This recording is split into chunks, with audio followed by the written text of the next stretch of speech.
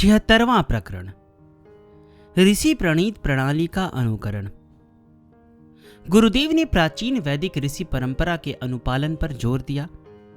ऋषि प्रणीत प्रणाली के विषय में बताते हुए आपने जो कुछ कहा उसका सारांश इस प्रकार है। शताब्दियों से हमारी भारत भूमि पर ऋषि परंपरा का लोप होता जा रहा है। उसे पुनः प्रस्थापित करने का कार्य करना आवश्यक है। इतिहास साक्षी है कि बौद्ध काल में वैदिक धर्म का ह्रास हुआ तो आदि गुरु शंकराचार्य जी ने वैदिक धर्म का पुनरुत्थान किया। उस समय ऋषि परंपरा का स्थान सन्यासी परंपरा ने ले लिया। उस समय सन्यास की परंपरा उन लोगों की हो गई जो समाज से विरत हो स्वयं के लिए मोक्ष प्राप्ति के प्रयत्न में निरत रहने लगे। सन्यास की दीक्षा में ऐसी व्यवस्था की गई कि सन्यासी बनने वाला पहले संसार के संबंधों का त्याग करके अपने मृत्युपरांत किए जाने वाले कर्मों का स्वयं संपादन करे और फिर वह सन्यासी बनकर मृतकवत भिक्षु का जीवन व्यतीत करे।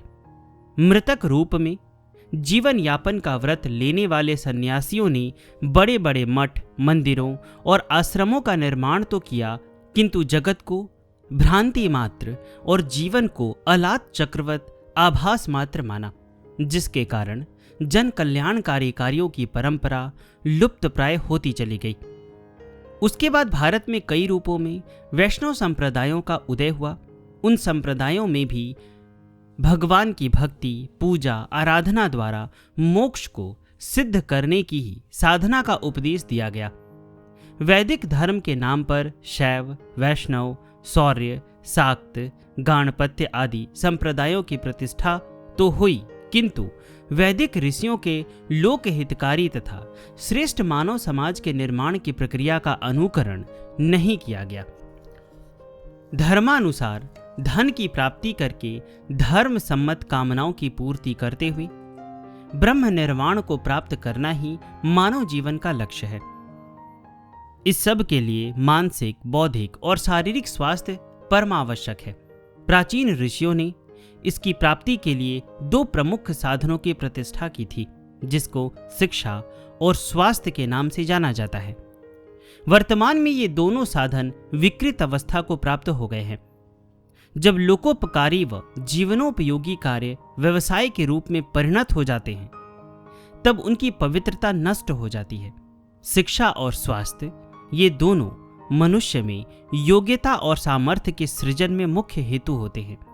प्राचीन काल में ये दोनों ही धर्म संस्था के अधीन हुआ करते थे। राज संस्था इसमें केवल आर्थिक सहयोग प्रदान करती थी, लेकिन इन पर उसका कभी भी प्रभुत्व नहीं रहा। प्राचीन काल की ऋषि परंपरा में जो बड़े बड़े आश्रम होते थे, वे शिक्षा और स्वास्थ्य के महान केंद्र के रूप में प्रतिष्ठित थे। बाद में जब वैदिक धर्म का ह्रास हुआ व उसमें विकृति आ गई, तो ऋषि परंपरा भी निर्बल हो गई। यथार्थतः कुछ शताब्दियों से धर्म के नाम पर जो कुछ भी जनमानस के समक्ष प्रचारित व प्रसारित किया जा रहा है, उसका वैदिक धर्म से संबंध कम हो गया है। धर्म संस्था की प्रतिष्ठा तत्वद्रष्टा महर्षियों ने मानवता के निर्माण की दृष्टि से की थी, किंतु वर्तमान की धर्म संस्थाओं में आत्मा और ईश्वर के नित्यता तथा जगत की नश्वरता के उपदेश के कारण सृजनात्मक विचार व कार्य का दर्शन कम होता है।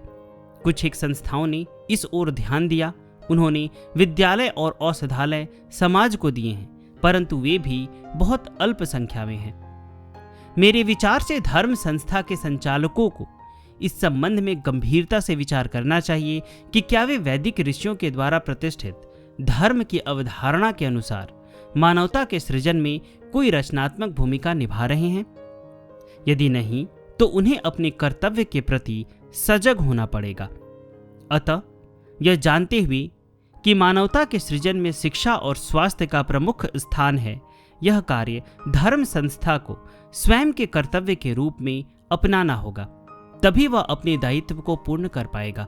इस दिशा में भारत की प्राचीनतम शिक्षा प्रणाली के द्वारा जनमानस को सुशिक्षित बनाने का प्रयास करना चाहिए, जिससे बच्चों का पूर्ण विकास हो सके। साथ साथ भारत की प्राचीनतम चिकित्सा प्रणाली आयुर्वेद के द्वारा मानव मात्र को स्वस्थ और सबल बनाने का प्रयत्न करना चाहिए। मेरी योजना है कि इस ऋषि भूमि विराट नगर पर उसी वैदिक ऋषि परंपरा का पुनः प्रतिस्थापन किया जाए। विश्व शिक्षा निकेतन के द्वारा ऋषि प्रणीत प्रणाली से शिक्षा प्रदान की जाए और आयुर्वेद विज्ञान के द्वारा स्वास्थ्य का भी संरक्षण व संवर्धन किया जाए। आपने आगे कहा, एक बात याद रखो, शिक्षा के 3 माध्यम होते हैं, विद्यालय, सत्संग और सत्य साहित्य। विद्यालय के विषय में बहुत कुछ बता चुका हूं। सत्संग प्रवचन के द्वारा भी समाज को सुशिक्षित और सुसंस्कारित किया जाना चाहिए। कुछ मोक्ष के अभिलाषी लोगों ने यह सोचकर कि कामिनी और कंचन से भी अधिक प्रबल बंधन कीर्ति का होता है और ज्ञान प्रसार करने वालों की कीर्ति का होना स्वाभाविक है, अतः कीर्ति से बचने के लिए उसके कारण को ही जीवन में स्थान न देकर वे सत्संग प्रवचन के कार्य से ही कतराने लगे।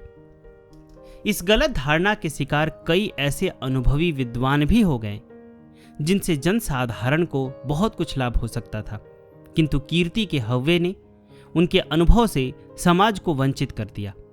प्राचीन काल के ऋषियों में हमें न तो बंधन का यह भ्रम ही दिखता है, न माया व कंचन कामिनी एवं कीर्ति का हव्वा ही। वे यथार्थ दृष्टा थे और जीवन को समग्र रूप से जीते थे। वे बंधन मुक्ति के यथार्थ भेद को जानकर अनासक्त हो जनहित के कार्यों में जुटे रहते थे। तत्व ज्ञान ही मोक्ष में कारण होता है और अज्ञान ही बंधन का हेतु। ऋषि प्रणीत प्रणाली में साधन स्वाध्याय के साथ अर्जित किए हुए ज्ञान को वितरित करने हेतु प्रवचन का प्रावधान किया गया था। तत्ववेता ऋषि अपने शिष्य को कहता था, स्वाध्याय और प्रवचन में प्रमाद मत करो। वास्तव में स्वाध्याय और प्रवचन के द्वारा ज्ञान एवं अनुभवों के आदान प्रदान की प्रक्रिया ही विश्व में अनवरत रूप से चल रही है। गुरुदेव ने अपने सन्यासी शिष्यों की सेना को शिक्षा, सत्संग और सत साहित्य के द्वारा वैदिक सनातन ऋषि संस्कृति को प्रसारित करने हेतु विश्व भर में फैला दिया।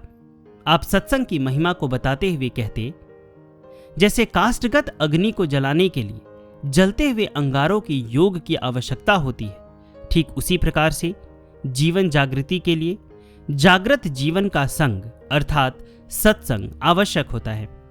अपने अतीत की उपलब्धियों का यथोचित उपयोग करते हुए भविष्य सृजन में समाज को जागृत करना ही सत्संग है। हमारी संस्था का उद्देश्य भी यही है। ऋषि प्रणीत प्रणाली की महिमा समझाने के पश्चात आपने सर्वप्रथम स्वामी कृष्णकांता जी को 29 दिसंबर 1974 को विदेश भेजा। सन 1979 के बाद गुरुदेव के आदेश से स्वामी विश्वभारती जी, स्वामी चैतन्य ज्योति जी तथा आपके अन्य सन्यासी शिष्य विश्व भर में वैदिक ऋषि संस्कृति को प्रचारित व प्रसारित करने लगे। गुरुदेव के निर्देश से विराट नगर को केंद्र स्थान बनाकर सभी संन्यस्त पथगामी शिष्य वर्ग परिव्रज्यारत हो विश्व भर में घूमने लगे और समाज सेवा का व्रत अनवरत निभता चला गया।